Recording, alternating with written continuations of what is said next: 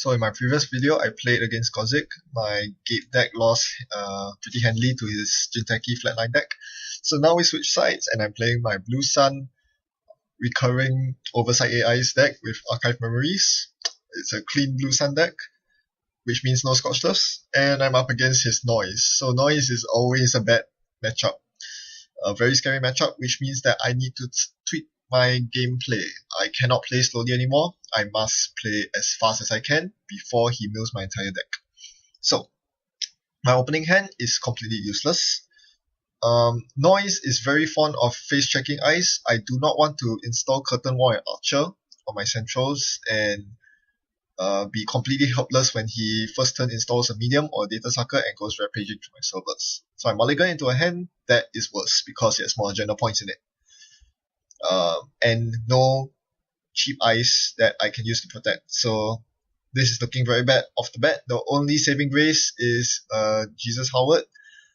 Unfortunately, there's no use for him that early on. So I pull out the Timmy play once again. First turn, score a hostile takeover like a boss. And hopefully he plays passively. And guess what? He does exactly that. Instead of running my central servers like no tomorrow, which I would any day of the week, he instead plays Wildside. And clicks for, I guess he clicks for credits. So this actually gives me time to set up my central servers with a piece of ice on each. If he doesn't run this Hadrian's Wall server, my life is much easier because I don't have to res the Hadrian's Wall. Resing Hadrian's Wall is fine because I can always bounce it back and get the 10 credits back pretty safely. The problem is it leaves me with very few credits, which means I cannot defend my other servers. Now here I make a huge mistake. Last turn, I installed Elizabeth Mills and gained 2 credits. Obviously, what I should have done was to trash his ESOPs. What was I thinking? What an idiot.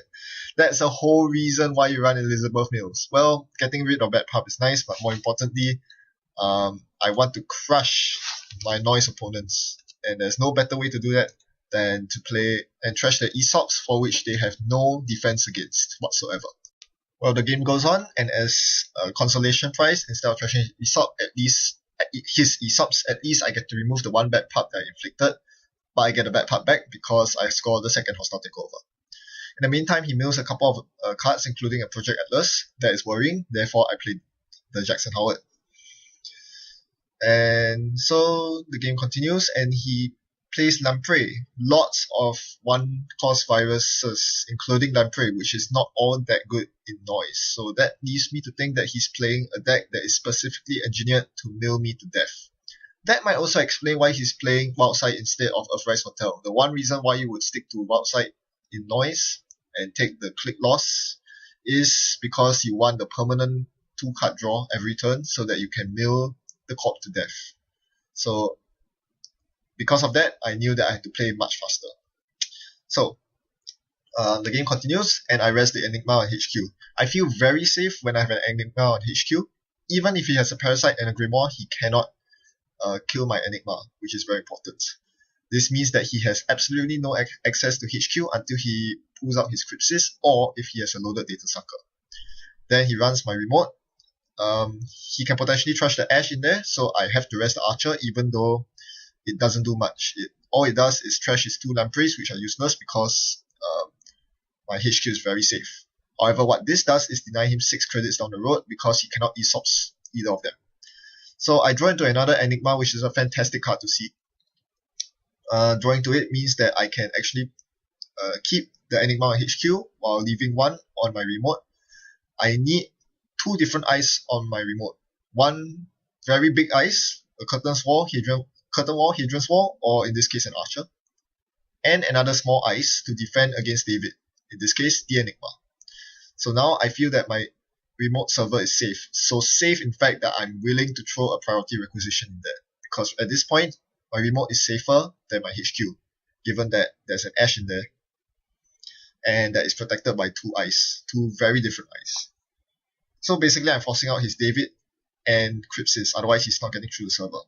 In the meantime, he does check my archives finally, but I show him the Jackson, so he's still not on the board with agendas. So actually I'm in a very good board state. Even though he's quite rich, that is a problem, but I'm much richer than him because I just pawned off my Hadrian's Wall, and he removed the threat of medium off his table because he pawned it to Aesop's, which once again reinforces the fact that he's not so much playing a typical aggressive noise deck, he's playing a mill you to death noise deck. So here he plays David. I knew that would happen. You have to expect it out of noise, but he also plays his Crypsis. That's dangerous? Well, not really. This is the whole point of the deck. When you have so many ways to get Oversight AI and Archive Memories together, it's very easy to lock the runner out, and even if they do get through, you just dump all your credits into the ashtrays. In this case, he doesn't even contest my remote server, which is the wise thing to do. Otherwise, he would have wasted his David tokens. So I scored a priority requisition, and I use it to gain 10 credits by freely raising a Hadrian's Wall. So now my credits will go out of control. There's no doubting that. In the meantime, he installs a couple more viruses and makes it for archives. This time I don't have a Jackson protecting it, but there are no agendas for him to have. Yes, it is probably a mistake that I'm making, not icing up archives. However, this deck runs rather light on ice, 16 ice. I cannot afford to spend ice protecting archives. So I'm just going to play as fast as I can, chaining agenda after agenda into that remote, and now he can't stop me. I'm going for an Atlas this time. What's he gonna do about that? Okay. It's still an Enigma on top of an Archer, but I know that I can keep him out. All I need to do is keep him out of my server twice, which is pretty easy to do, because firstly, I have the credit lead, which means Ash will always succeed, and more importantly, he only has one David. And his Crypsis is not loaded. With only 3 clicks, thanks to Outside, he is very constrained, and it's very easy for me to confidently install that remote server without worrying about a run.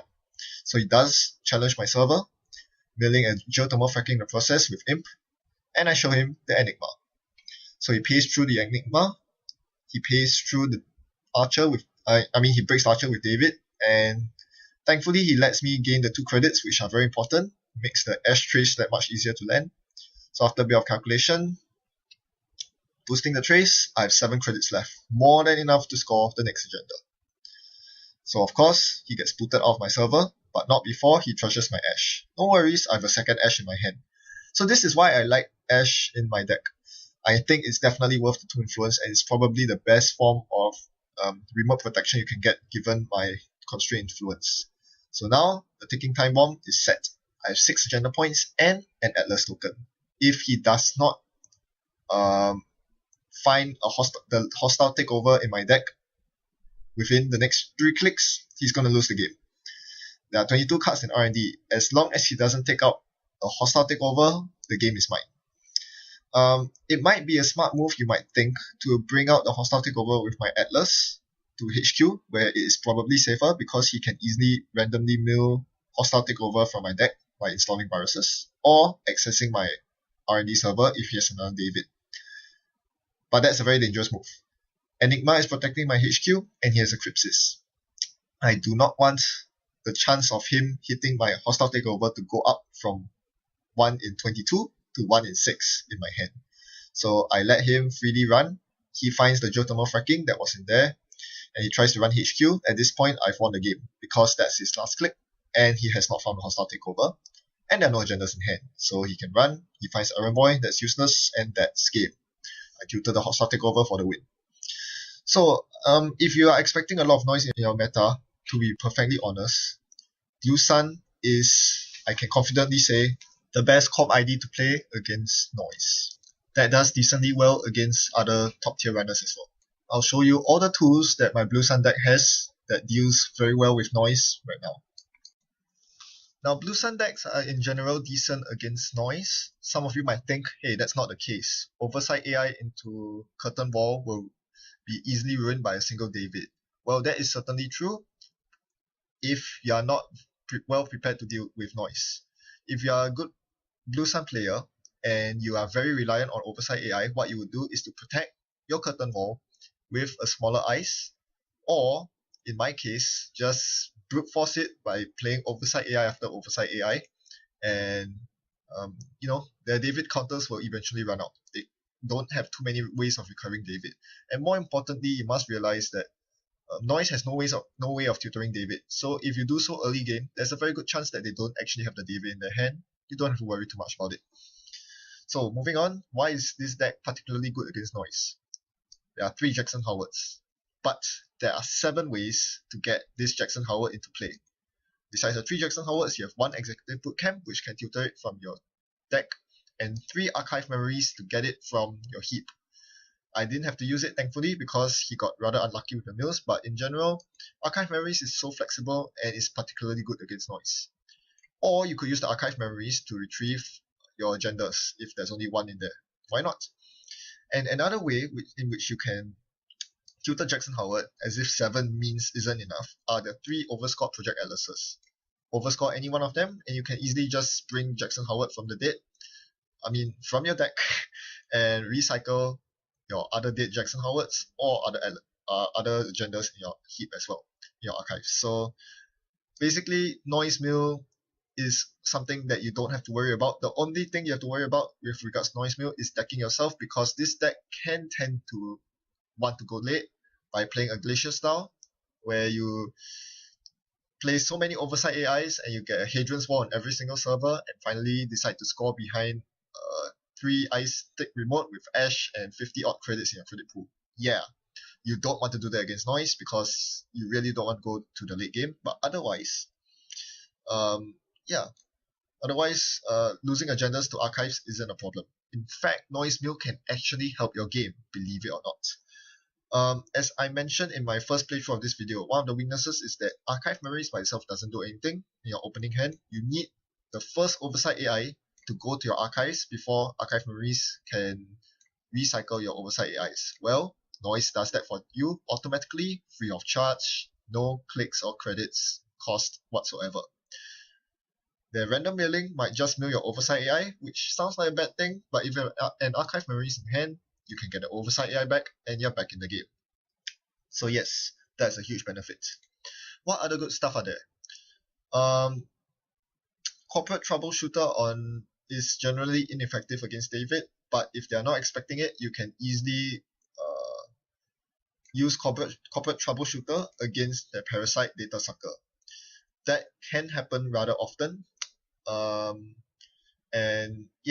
If they are using Parasite Data Sucker as a means of getting rid of your Archer, remember that Archer, unlike your other eyes, cannot be bounced back to your hand. You do not want to bounce an Archer back. Corporate Troubleshooter can be a nasty surprise that ends up trashing a lot of programs.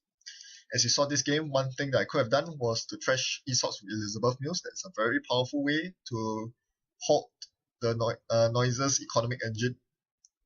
Unfortunately, I didn't executed this game for you to see its effects, but it is very powerful, trust me. Especially if they trash the other copies of Aesop's unknowingly. And of course, there's Power Shutdown, which I don't play in this deck, but it's very helpful against Scheherazade. And quite a few Noise decks tend to play Scheherazade for more money, including my own. I know that very well. And the biggest benefit is that when you're playing Blue Sun, you're playing rather high strength ice. In fact, Errand Boy is the only vulnerable one because it's at 1 strength. Everything else is at least 2 strength. As long as you are conscientious about bouncing back your ice every single turn, it is a click cost for you. However, it pays off in the long run because it prevents them from insta-parasiting your ice, so long as they don't get Data Sucker tokens. That is a big if. If he had a loaded Data Sucker this game, my game would have been much harder because he could easily trash my ice, which means that my money is wasted. Every time he trashes an ice with Parasite, I lose a lot of money. And yeah, the game would have swung very differently. But thankfully, that wasn't the case this game. And that's about it. You might be wondering about the Singleton Chrysium Grid. This is more as tech against event-based matchups. It is very good against Account Siphon, Legwork, and particularly Maker's Eye Indexing. When typically Shaper or Criminal attempts to make a Hail Mary, final last-ditch Hail Mary run, rest the Chrysium Grid, and the chances of you losing outright to poor agenda luck is significantly decreased. It's the only kind of my deck that does not directly synergize with the rest of my deck. So it's still something in testing. I'm not sure if it's going to be effective, but everything else is directly synergistic to my strategy and at the same time counters noise very hard. Archive memories, I need it to recur oversight AIs, but I can use it to recur Jackson Howards as well. It is above mills, I need to remove bad pub, I can use it to trash ESOPs. Executive bootcamp. This allows me to get daily business show out usually, so that I can force them to make stupid runs on my remote, but in noise matchups, I can use it to tutor Jackson Howard instead. And of course, needless to say, Ash is insane against noise because noise economy is typically not powerful enough to deal with Ash. So all in all, you have a very strong package against noise, and it's pretty hard to lose against noise, especially if they are fearful for their lives by installing plus creep. So yes, thanks for watching. Happy net running. Goodbye.